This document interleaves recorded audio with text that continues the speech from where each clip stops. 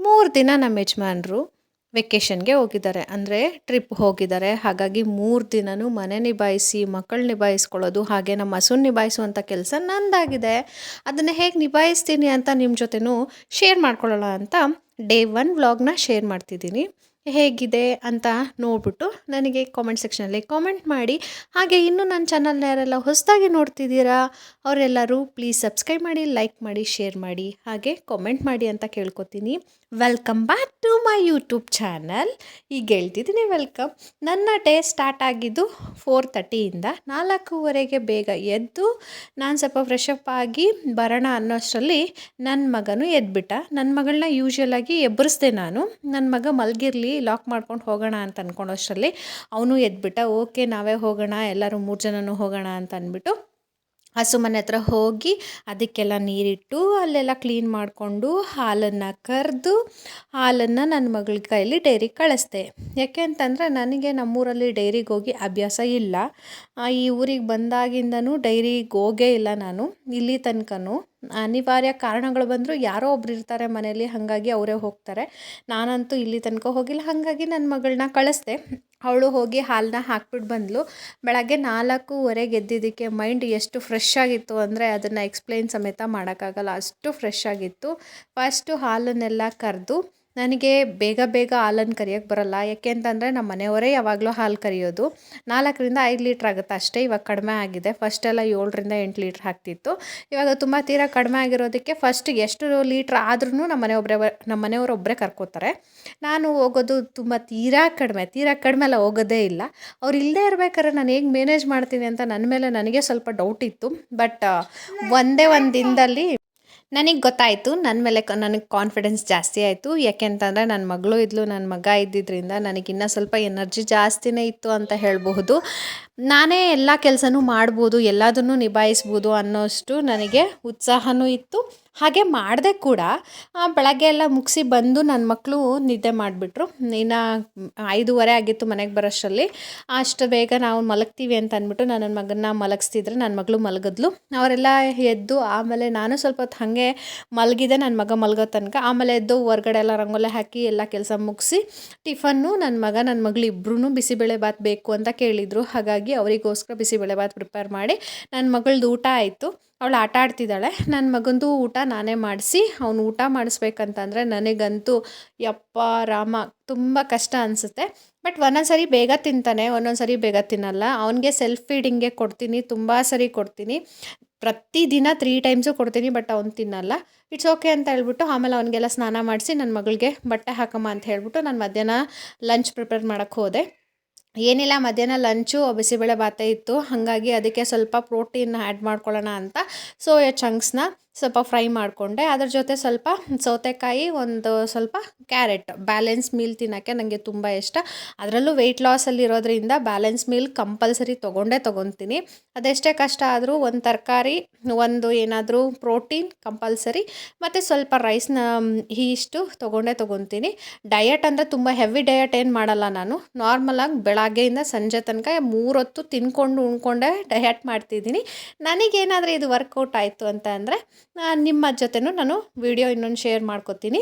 ಮತ್ತು ಮಧ್ಯಾಹ್ನ ಆಯ್ತಲ್ವ, ಮೊಸರನ್ನ ಬೆಳಗ್ಗೆ ಇದನ್ನು ತಿಂದಿದ್ದ ಅಂತ ಅಂದರೆ ಬಿಸಿಬೇಳೆಬಾತ್ ತಿಂದಿದ್ದ ಅಂತ ಮಧ್ಯಾಹ್ನಕ್ಕೆ ಮೊಸರನ್ನ ಮಾಡಿದ್ದೆ ಅವನಿಗೆ. ಅವನು ಫಸ್ಟೆಲ್ಲ ಮೊಸರನ್ನ ತುಂಬ ಇಷ್ಟಪಟ್ಟು ತಿಂತಿದ್ದ. ಈಗ ಮೊಸರನ್ನ ತಿನ್ನಲ್ಲ. ಮತ್ತು ಅವನಿಗೆಲ್ಲ ನನ್ನ ಮಗಳು ತಿನ್ನಿಸ್ತಿದ್ಲು, ನಾನು ತಿನ್ನಿಸ್ತೀನಿ ಬಿಡಮ್ಮ ಅಂತ. ಮತ್ತು ಅಡುಗೆ ಮನೆಗೆ ಬಂದರೆ ಹಿಂಗೆ ಮೆಸ್ಸಿ ಆಗಿತ್ತು. ಈಗಿರೋ ಅಡುಗೆ ಮನೆನ ಹೀಗೆ ಮಾಡಲಿಕ್ಕೆ ಸುಮಾರು ಹೊತ್ತು ತೊಗೊಂಡೆ. ಬಟ್ ವೀಡಿಯೋದಲ್ಲಿ ಜಸ್ಟ್ ಸೆಕೆಂಡ್ಸಲ್ಲಿ ಫ್ರ್ಯಾಕ್ಷನ್ ಆಫ್ ಸೆಕೆಂಡ್ಸಲ್ಲಿ ಅದು ಮೂವ್ ಆನ್ ಆಗುತ್ತೆ. ಆಮೇಲೆ ಇದೆಲ್ಲ ಕ್ಲೀನ್ ಮಾಡಿಬಿಟ್ಟು ನೆಕ್ಸ್ಟು 5 ಗಂಟೆ ಆಗೋಯ್ತು ಅಷ್ಟರಲ್ಲಿ. ಮತ್ತೆ ಹಾಲು ಕರಿಬೇಕಲ್ವ, ಹಾಲು ಕರಿಯೋಣ ಅಂತ ಹೋಗೋಷ್ಟರಲ್ಲಿ ನಮ್ಮ ಕೋಳಿನ ಬೇರೆ ಮನೆ ಹತ್ರ ಬಿಡ್ತೀವಿ. ಒಂದೇ ಒಂದು ಕೋಳಿ ಇರೋದ್ರಿಂದ ಆ ಕೋಳಿ ಟೈಮ್ ಆಯಿತು ಅಂದ್ಬಿಟ್ಟು ಒಳಗಡೆಯಿಂದ ಹೊರಗಡೆ ಬಂದುಬಿಟ್ಟಿದೆ. ಅದು ಎಷ್ಟು ಆಟ ಆಡಿಸುತ್ತೆ ಅಂದರೆ, ಮತ್ತು ಟೈಮಿಂಗ್ಸ್ ಎಷ್ಟು ಚೆನ್ನಾಗಿ ಗೊತ್ತಾಗುತ್ತದಕ್ಕೆ ಅಂತ ಅಂದರೆ ತುಂಬ ಚೆನ್ನಾಗಿ ಗೊತ್ತಾಗುತ್ತೆ. 4:15ರಿಂದ 5 ಗಂಟೆ ಆಯಿತು ಅಂದರೆ ಅದು ಒಳಗಡೆ ಇರೋದೇ ಇಲ್ಲ, ಹೊರಗಡೆ ಬಂದು ವೆಯ್ಟ್ ಮಾಡ್ತಿರುತ್ತೆ ನಮಗೋಸ್ಕರ. ನಾಯಿಗಳು ಬೇರೆ ತುಂಬ ಇದ್ದಾವೆ ಅಂತ ಹೇಳ್ಬಿಟ್ಟು ನಾವಿನ್ನು ಮನೆಗೆ ಹೋಗೋಕ್ಕೆ ಲೇಟ್ ಆಗುತ್ತಲ್ಲ ಅಂತ ಅದನ್ನು ಒಳಗಡೆ ಹಾಕಮ್ಮ ಮತ್ತೆ ಹೋಗೋಣ ಅಂತ ಅಂದ್ಬಿಟ್ಟು, ಹೋಗುವಾಗ ತೊಗೊಂಡೋಗೋಣ ಅಂತ ಅಂದ್ಬಿಟ್ಟು ಅದನ್ನು ಒಳಗಡೆ ಹಾಕಿ ಹಸು ಮನೆ ಹತ್ರ ಬಂದರೆ ನೋಡಿ ಎಷ್ಟು ರದ್ದಂತ ಮಾಡ್ಕೊಂಡು ಇಟ್ಕೊಂಡಿದ್ದಾವೆ. 3 ಸರಿ 4 ಸರಿ ಬಂದು ಕ್ಲೀನ್ ಮಾಡಿಬಿಟ್ಟು ಹೋದ್ರೂ ಕ್ಲೀನಾಗಿರಲ್ಲ.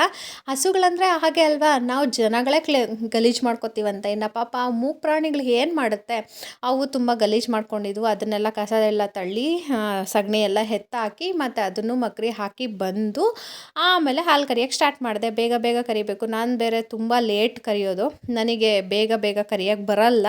ಹಾಗಾಗಿ ತುಂಬ ಲೇಟಾಗಿ ಕರೆದೆ. ಈ ಹಾಲು ಕರೆಯೋದ್ರಲ್ಲಿ ನಮ್ಮ ಮನೆಯವರು ಇದ್ದಾಗ 4-4.25 ಲೀಟ್ರ್ ಆಗ್ತಿತ್ತಂತೆ. ನಾನು ಬೆಳಗ್ಗೆ ಕರೆದಾಗ 2.25 ಲೀಟ್ರ್ ಆಗಿದೆ ಅಷ್ಟೇ.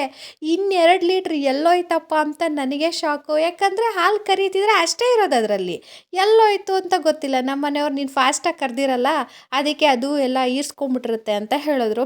ಸರಿ ಸಂಜೆ ಆದರೂ ಸ್ವಲ್ಪ ಚೆನ್ನಾಗಿ ಕರಿಯೋಣ ಅಂತ ಅಂದ್ಬಿಟ್ಟು ಬೇಗ ಬಂದಿದ್ದೀನಿ. ಈಗ ಕರೆದು ಮತ್ತೆ ನನ್ನ ಮಗಳು ತೊಗೊಂಡೋಗಿ ಡೈರಿಗೆ ಹಾಕಿ ಬಂದ್ಲು. ಈಗ ಎಷ್ಟಾಯ್ತಮ್ಮ ಅಂದರೆ 3.25 ಲೀಟ್ರ್ ಆಯ್ತಂತ. ಅಂದರೆ 1 ಲೀಟ್ರ್ ಜಾಸ್ತಿ ಆಗಿದೆ. ಓಕೆ, ನನಗೆ ನಾನೇ ಮೋಟಿವೇಶನ್ ಮಾಡಿಕೊಂಡು ಪರವಾಗಿಲ್ಲ ಕರಿತೀನಿ, ಇನ್ನೂ ಚೆನ್ನಾಗಿ ಕರಿಬೇಕು ಅಂತ ಅಂದ್ಕೊಂಡು ಮತ್ತು ಹಾಲೆಲ್ಲ ಕರೆದು ಅದನ್ನೆಲ್ಲ ಕ್ಲೀನ್ ಮಾಡಿ ಅದಕ್ಕೆಲ್ಲ ನೀರು ಇಟ್ಟು. ಈ ಹಸು ಹೇಗೆ ಅಂದರೆ ನಮ್ಮ ಮನೆಯವ್ರ ಹತ್ರ ಏನು ಬಾಲ ಬಿಚ್ಚಲ್ಲ. ಬಾಲ ಬಿಚ್ಚಲ್ಲ ಅಂತ ಅಂದರೆ ತುಂಬ ಸೈಲೆಂಟಾಗಿರುತ್ತೆ. ನಾನು ನೀರಿಡಬೇಕಾದ್ರೆ ಮೇವು ಹಾಕ್ಬೇಕಾದ್ರೂ ಏನೂ ಮಾತಾಡಲ್ಲ ಇದು. ಬಟ್ ನಾನು ಹಾಲು ಕರಿಯೋಕ್ಕೆ ಕೂತ್ಕೊಂಡಿದ್ದೀನಿ ಅಂದರೆ ನನ್ನನ್ನು ಒದಿತಾನೇ ಇರುತ್ತೆ. ಯಾಕೆ ಅಂತ ನನಗೆ ಇಲ್ಲಿ ತನಕ ಅರ್ಥ ಆಗಲಿಲ್ಲ. ಮತ್ತು ಹಾಲೆಲ್ಲ ಹಾಕಿ ಬಂದ್ಲು ನನ್ನ ಮಗಳು. ಸರಿ ಅಂತ ಹೇಳಿಬಿಟ್ಟು ನಾವು ಮನೆಗೆ ಹಾಲನ್ನೆಲ್ಲ ಎತ್ಕೊಂಡು ಹಸು ಕೆಲಸ ಎಲ್ಲ ಮುಗಿಸಿ ಮತ್ತು ಮನೆಗೆ ಹೋಗ್ತಿದ್ದೀವಿ.